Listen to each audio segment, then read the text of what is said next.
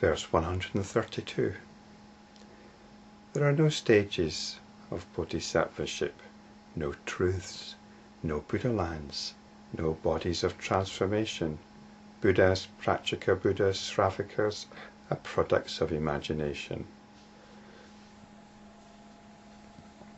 So all these things are very much the language of Mahayana Buddhism, and we've looked at them already in previous videos. We use such notions. We use such notions to come back to appreciation of our essential truth. But we don't hang on to such notions.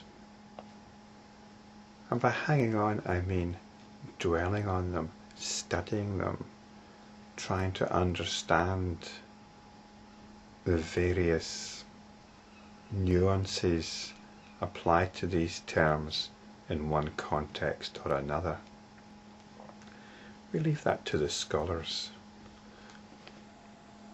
I mentioned back in video 22, which I called the Guru Gillis Agenda,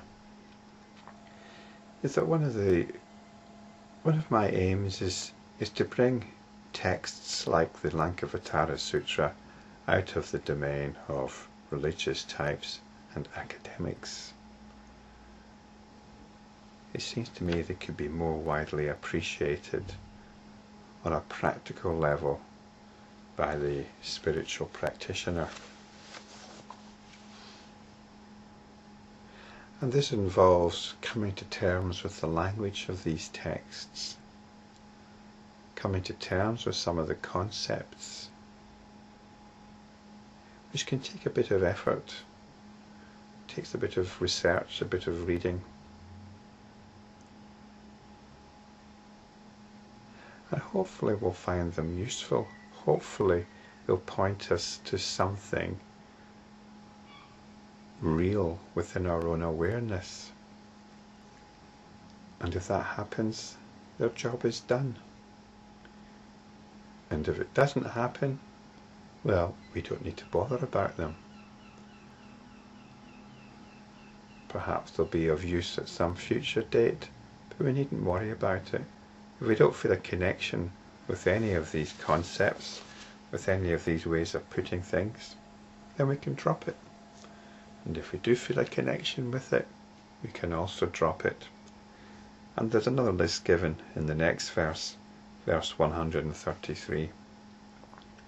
The personal soul, continuity, the skandhas, causation, atoms, the supreme spirit, the ruler, the creator, they are discriminations in the mind only. So again, these are other ways of talking. Some of them Buddhistic and some not Buddhistic. It doesn't really matter.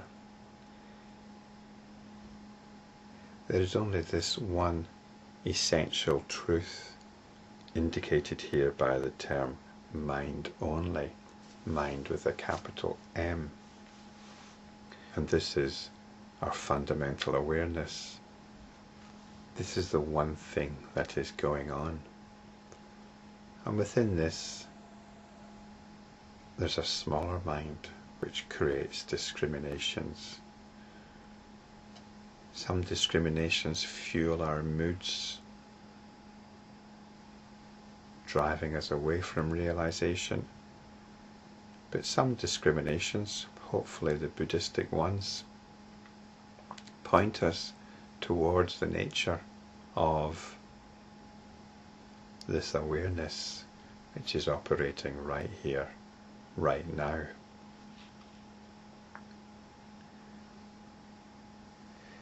Verse 134 tells us, mind is all.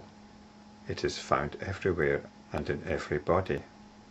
It is by the evil-minded that multiplicity is recognized. There are no recognizable marks where mind only is. So this verse is bringing us back to mind only. The language here perhaps isn't particularly helpful. It says it's found everywhere and in every body. Well, it's not found in every body. It is all there is. It's really that every body is found in mind. Again, this is our practice, this is our enlightenment practice, to look beyond the discriminations that were described in previous verses, the previous 3 verses in fact, and we come back to our central realization once again. It's by the evil-minded that multiplicity is recognized. Well, this is the limited mind. We're not talking about people here, we're talking about when we're not practicing. So let's be quite clear, the evil-minded do not refer to other people.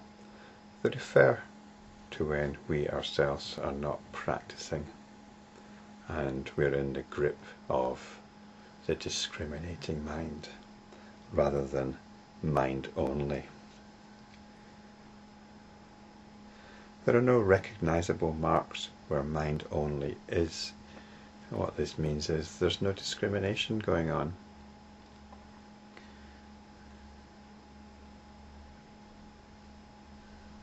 We're established in that essential awareness in which the whole stream of experiencing is happening.